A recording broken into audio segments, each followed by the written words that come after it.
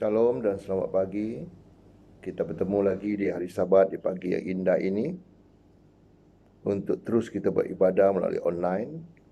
Dan barang siapa yang bersama kami di pagi ini, kiranya Tuhan berkati saudara di mana saudara berada, di Semenanjung ataupun di Singapura, di Sabah Sarawak maupun di Indonesia.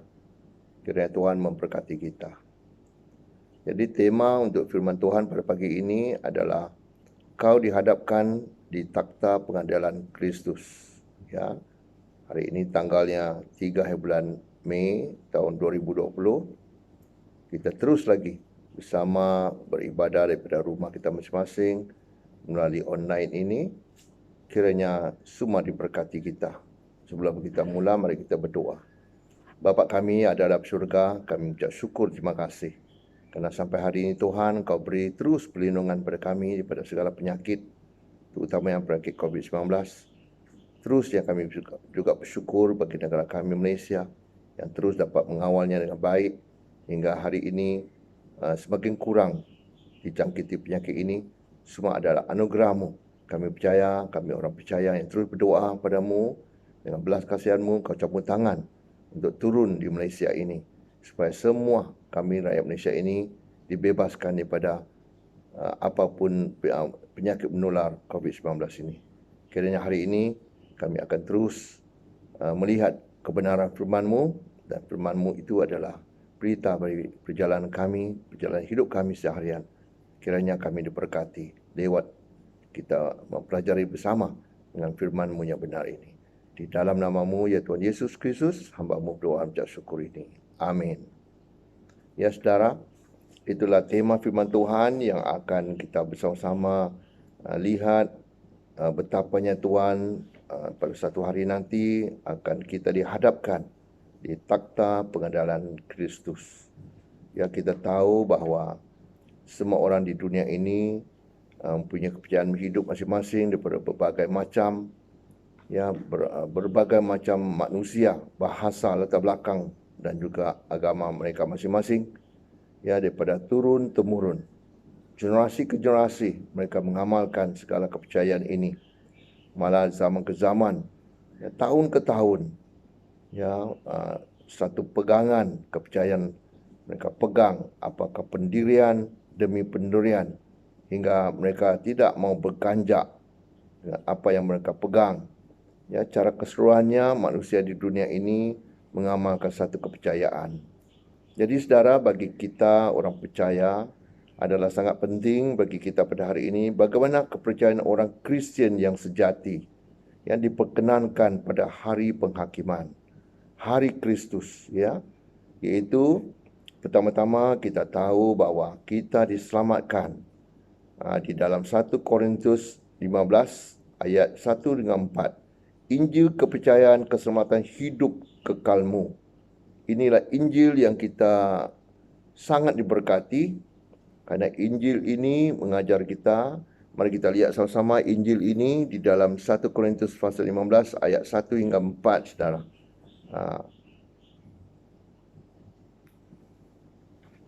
Ya, mari kita lihat bersama. Kalau saudara ada Alkitab di depan, kita sama-sama membacanya.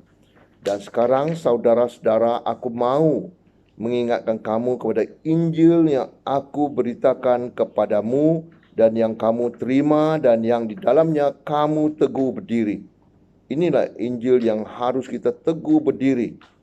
Ya, menurut Rasul Paulus, apakah isi Injil ini? Injil ini berkata ayat 2, oleh Injil itu kamu diselamatkan, asal kamu teguh berpegang padanya, seperti yang telah aku beritakan kepadamu, kecuali kalau kamu telah sia-sia saja menjadi percaya. Inilah dikatakan turun-temurun, tahun ke tahun adalah satu pegangan kepercayaan bagi manusia di dunia ini. Tapi bagi kita sebagai orang Kristian yang sejati, harus tahu bahawa inilah yang sudah diberitakan kepada kita, ya, 2000 tahun yang lalu, bahawa ayat 3, sebab yang sangat penting telah kusampaikan kepadamu, iaitu apa yang telah kuterima sendiri, ialah bahawa Kristus telah mati kerana dosa-dosa kita sesuai dengan kitab suci. Ya, Inilah perkataan yang sangat penting yang kita tahu, Kristus telah mati. Yesus Kristus datang ke dunia 100% sebagai manusia dan 100% sebagai Tuhan. Ada satu tugasan, ada satu tanggungjawab yang besar diserahkan oleh Allah Bapa di syurga untuk dilakukan, iaitu untuk menebus dosa-dosa manusia. Ya, dan ayat keempat katanya bahawa dia telah dikuburkan dan bahawa ia telah dibangkitkan pada hari ketiga sesuai dengan kitab suci. Inilah kepercayaan kita, bahawa sangat penting kita harus tahu bahawa Yesus itu sebenar-benarnya telah mati, malah dikuburkan dan bangkit pada hari ketiga sesuai dengan kitab suci. Inilah satu pegangan, satu doktrin, satu kepercayaan kita yang sangat-sangat penting bagi orang yang percaya pada Yesus Kristus. Ya saudara, oleh sebab itu di dalam 4 ayat ini, di dalam 1 Korintus 15 ayat 1 hingga 4 ini, yang pertama saya ingin katakan bahawa Yesus mati kerana dosa-dosa manusia. Mengapa Yesus harus mati? Kerana hanya manusia ditumpahkan darahnya barulah diperkenankan oleh Bapa di surga. Oleh itu Yesus harus datang dalam rupa manusia, mati bagi dosa-dosa manusia. Ia disalibkan, ia dibunuh, lalu dikuburkan. Ya, pada hari ini kita tahu kubur Yesus itu ada letaknya di Yerusalem, di negaranya Israel. Jadi semasa Yesus mati, saudara, sebelum lagi apa yang terjadi, iaitu 2000 tahun yang lalu, memang kita tahu bahawa satu penafian oleh si iblis, kerana iblis tidak sangka apa yang dikatakan Yesus itu bahawa dia akan mati dan pada hari ketiga dia akan bangkit. Kerana hal itu belum berlaku, bahawa iblis tidak percaya hal itu akan berlaku.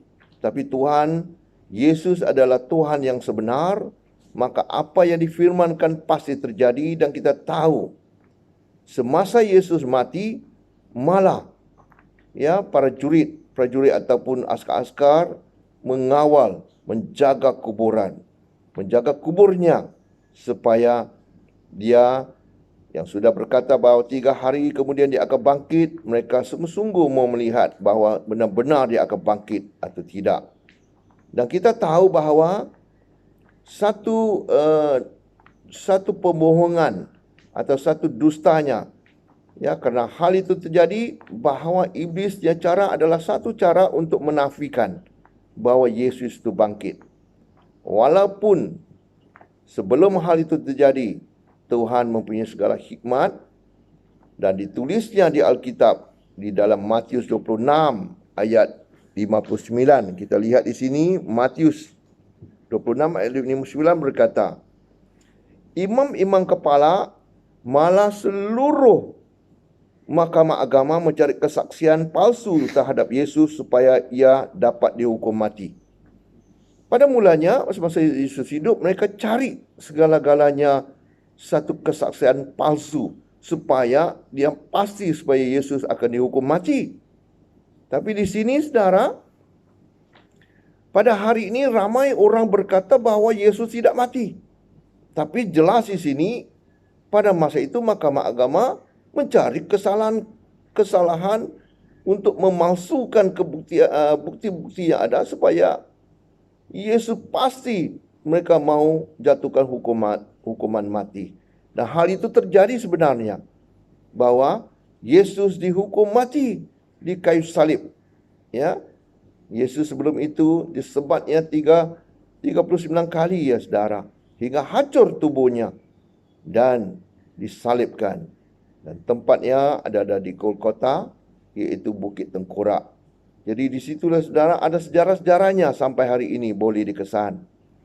Ya, dan seterusnya saudara di dalam Matius 27 ayat 64 hingga 66 kita lihat ya, setelah mereka mendapat bukti-bukti yang palsu ini supaya Yesus dihukum mati, maka mereka lakukan hal itu di dalam Matius 27 ayat 64. Karena itu perintahkanlah untuk menjaga kubur itu sampai hari yang ketiga. Jikalau tidak, murid-muridnya mungkin datang untuk mencuri dia, lalu mengatakan kepada rakyat, ia telah bangkit dari antara orang mati, sehingga penyesatan yang terakhir akan lebih buruk akibatnya daripada yang pertama. Hal ini benar-benar berlaku, saudara. Hari ini kita dapat lihat manusia bertambah banyak yang sesat. Ya, mereka mencari bukti yang salah daripada mulanya, dan hingga sekarang mereka tetap mencari bukti-bukti yang salah, mengajarkan orang bahawa Yesus itu tidak bangkit. Tapi Alkitab dengan sendirinya sudah sediakan segala-galanya, bahawa mereka menjaga kubur itu supaya memastikan bahawa Yesus tidak bangkit. Tapi apa yang terjadi di dalam ayat-ayat ini? Ya, seterusnya kita lihat di dalam ayat 66, ayat yang ke-65. Kata Pilatus kepada mereka, "Ini penjaga-penjaga bagimu, pergi dan jagalah kubur itu sebaik-baiknya." Maka pergilah mereka, dan dengan bantuan penjaga-penjaga itu mereka mementeraikan kubur itu dan menjaganya. Memang mereka menjaganya. Mereka tahu bahawa Yesus dikuburkan di situ, dan diletakkan penjaga-penjaga untuk menjaga kubur itu, memastikan betulkah Yesus pada hari ketiga akan bangkit. Jadi pada hari ini ramai orang menafikan bahawa Yesus tidak bangkit, kerana mereka tahu bahawa mereka menyembahkan Tuhan yang lain. Tidak ada satu Tuhan yang mati dan bangkit. Itulah satu pemalsuan. Mereka ingin katakan bahawa Yesus yang mati ini tidak bangkit. Tapi kita di dalam firman kebenaran, kita ada segala-galanya penipuan itu akan berlaku pada hari ini. Tapi 2000 tahun yang lalu sudah pun Tuhan sediakan segala jawapannya. Disediakan penjaga-penjaga kubur supaya mendapati bahawa betul-betulkah Yesus bangkit. Dan kita lihat seterusnya, apakah di dalam ayat Matius 20 seterusnya, ya saudara. Matius 28 di sini dikatakan, ya, ayat 2 hingga ayat 4. Matius 28, kita lihat ayat 2 berkata, "Maka terjadilah gempa bumi yang hebat, sebab seorang malaikat Tuhan turun dari langit dan datang ke batu itu dan mengulingkannya, lalu duduk di atasnya." Manusia ingin mencabar Tuhan. Tapi siapakah dapat melawan Tuhan? Tuhan yang Maha Kuasa, Tuhan yang penuh dengan segala hikmatnya. Di sini ayat 2 berkatakan, maka terjadilah gempa bumi. Kita lihat, saudara, di hari ini kita disedarkan bahawa di berbagai tempat di dunia ini ada gempa bumi. Berapa dahsyatnya apabila gempa bumi, Tuhan menggegarkan bumi ini. Bolehkah orang menahannya? Seluruh bumi ini kalau digegarkan, siapa yang dapat menahankan? Manusia ini begitu kecilnya rupanya, begitu kedilnya manusia itu, siapa akan dapat menahannya bila Tuhan menguncang? Karena dia tidak tahu kuasa Tuhan ini. Maka di sini penjaga-penjaga kubur Yesus itu, apabila terjadinya gempa bumi yang hebat, ya, apabila Tuhan mengantar seorang malaikat Tuhan untuk turun dari langit dan datang ke batu itu dan mengulingkannya, lalu duduk di atasnya. Ya, malaikat Tuhan duduk di atas batu yang ditutupkan. Kubur Yesus itu merupakan satu gua, iaitu di dalamnya ada, ya, jenazahnya Yesus di sana, dan pintu untuk masuk di dalam kuburan itu, iaitu sebuah gua, satu kubur yang baru, ya, yang diberikan kepada Yesus di sini untuk diletakkan jenazahnya. Maka digulingkan oleh malaikat Tuhan itu. Dan di dalam ayat yang seterusnya, ayat ketiga, wajahnya bagai kilat. Wajahnya bagaikan kilat dan pakaiannya putih bagaikan salju. Itulah malaikat Tuhan. Siapa yang dapat melawan apa yang diperintahkan Tuhan untuk lakukan kehendaknya dengan kuasa daripada Tuhan? Malaikat itu dapat melakukan. Dan ayat keempat di sini kita lihat, dan penjaga-penjaga itu gentar ketakutan dan menjadi seperti orang-orang mati. Ya, mereka mau cuba Yesus. Mereka mau melihat bahawa Yesus ini benar-benar Tuhan yang dapat bangkit pada hari ketiga. Ya, mereka yang menjaga orang yang dikatakan Yesus telah mati itu, tapi mereka seperti orang mati. Ya, ketakutan oleh kerana gempa bumi yang dilakukan oleh malaikat Tuhan itu. Maka di sinilah kita lihat bahawa Yesus benar-benar bangkit, Yesus mati dan Yesus bangkit, tapi dinafikan pada hari ini. Karena kita tahu bahawa orang lain yang memegang satu kepercayaan mereka masing-masing kepada Tuhan mereka masing-masing, mereka tidak akan mengakui bahawa kebenaran Tuhan ini, firman Tuhan ini. Karena mereka selama ini mereka tahu bahawa mereka menyembah Tuhan yang tidak pernah mati dan tidak pernah bangkit. Tapi bagi kita adalah sangat-sangat diberkati Tuhan. Kita percaya bahawa dosa kita ini tidak dapat ditebuskan oleh manusia, melainkan Tuhan sendiri datang mengutuskan anaknya Yesus Kristus mati bagi kita untuk dosa-dosa kita. Maka Tuhan berkenan segalanya dilakukan oleh anaknya itu dikuburkan. Maka hari ketiga dengan kuasa Tuhan Yesus, ya, Tuhan Allah Bapa membangkitnya daripada kematian. Dan di sinilah dia ditulisnya segala kebenaran-kebenaran ini di dalam Alkitab ini, di dalam Matius 28. Ya, ayat yang ke-4 dan seterusnya kita ayat yang ke-11 kita lihat apa yang terjadi selepas itu. Selepas malaikat Tuhan ini menggulingkan batu di dalam ayat 11. Ketika mereka di tengah jalan, datanglah beberapa orang dari penjaga itu ke kota dan memberitahukan segala yang terjadi itu kepada imam-imam kepala. Jadi apa terjadi kepada penjaga-penjaga kubur Yesus itu? Mereka sedang berjalan dan terjumpanya imam-imam kepala yang menyuruh mereka melakukan pekerjaan menjaga kubur ini. Ayat 12 katanya, sesudah berunding dengan tua-tua, mereka mengambil keputusan lalu memberikan sejumlah besar wang kepada saudara-saudara itu. Ini yang dikatakan rasuah. Ya, satu kebenaran ditutupkan kebenaran ini supaya satu kepalsuan, ya, satu penipuan sedang berlaku di sini. Kita tahu daripada dahulu sampai sekarang pun ada penipuan. Ada yang mau diberita yang benar, tapi tetapnya manusia tetap menipu tapi depan Tuhan. Tuhan adalah Tuhan Maha mengetahui, tidak seorang pun dapat menipu Tuhan. Ya, inilah yang berlaku, kita tahu ditulisnya. Dan seterusnya ayat 13, dan berkata, kamu harus mengatakan bahawa murid-muridnya datang malam-malam dan mencurinya ketika kamu sedang tidur. Oh, pandai mengajar pula untuk bagaimana menipu. Ya, ini imam-imam ni. Imam-imam sepatutnya membawa kebenaran, memberitakan kebenaran, mengajar orang kepada kebenaran untuk pergi ke Tuhan, tapi mengajar menipu. Menipu, terus menipu. Pada hari pun ramai imam-imam juga menipu untuk kepentingan diri mereka, kepercayaan mereka supaya ditegakkan kebenaran sendiri. Dan ayat 14 dikatakan, dan apabila hal itu kedengaran oleh wali negeri, kami akan berbicara dengan dia sehingga kamu tidak beroleh kesulitan apa-apa. Ini dikatakan orang besar mempunyai kuasa. Apabila ditutupkan segalanya penipuan mereka, disogokkan wang lagi supaya mereka ini yang berkuasa di negara mereka masing-masing yang ada berotoritas atau otoriti ini, mereka yang mengambil alih segala penipuan ini supaya mereka tanggung.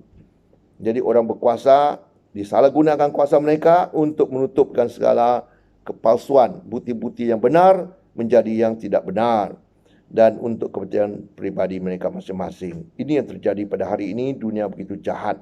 Kita lihat ayat 15, mereka menerima wang itu dan berbuat seperti yang dipesankan kepada mereka, dan cerita ini tersiar di antara orang Yahudi sampai sekarang ini. Hari ini pun orang Yahudi percaya bahawa Yesus tidak mati. Ya, tersiarnya. Jadi orang Yahudi terus menunggu-nunggu supaya Yesus datang kali kedua ini untuk mengambil mereka. Mereka tidak percaya hingga hari ini. Ya, Alkitab mengatakan tersiar sampai sekarang ini. Mereka percaya. Ya, satu penipuan oleh mahkamah agama. Ya, satu dusta yang dilakukan. Jadi saudara, yang keduanya, oleh kerana kita tahu bahawa Injil kepercayaan kita ditulisnya di dalam 1 Korintus 15 ayat 1-4, dikatakan Yesus mati untuk dosa-dosa kita, dia dikuburkan, dia dibangkitkan. Jadi apakah hari ini kita harus sampaikan kebenaran firman Tuhan ini, ya, yaitu Injil, apakah yang harus kamu beritakan yang diperkenankan oleh Tuhan Yesus pada hari ini sangat penting. Ya, banyak perdebatan-perdebatan, tapi apakah firman Injil yang mau disampaikan pada orang-orang yang ada di dunia ini? Jadi, yang pertamanya saudara, saya ringkaskan di sini adalah Injil KK. Apakah Injil KK? Dalam bahasa Inggerisnya DBR. Saya jelaskan, KK itu adalah Injil kasih karunia. Ya, kasih karunia karena kita tidak melakukan segala yang pekerjaan untuk menebus segala dosa, malah kita tidak mampu, kita ini orang berdosa, tidak mampu untuk melakukan segala kebenaran, tapi oleh karena kasih karunia Tuhan Yesus Kristus datang bagi pihak kita, mengambil tempat kita di kayu salib, kita patutnya dihukum mati semua, tapi oleh karena kasih karunia ini diserahkan kepada Yesus Kristus untuk mengambil tempat kita. Dia mati bagi tempat kita. Itu disebabkan kasih karunia. Ya, iaitu cuma-cuma kita terima daripada pemberian yang besar ini daripada Bapa di surga, iaitu menerima anak dia sebagai tebusan bagi kita. Itulah dikatakan kasih karunia. Ya, kita bukan melakukan segala pekerjaan untuk dapat keselamatan kita. Sepertinya diukurnya berapa banyak dosa, ditimbangnya berapa banyak kebaikan, itu pahala-pahala.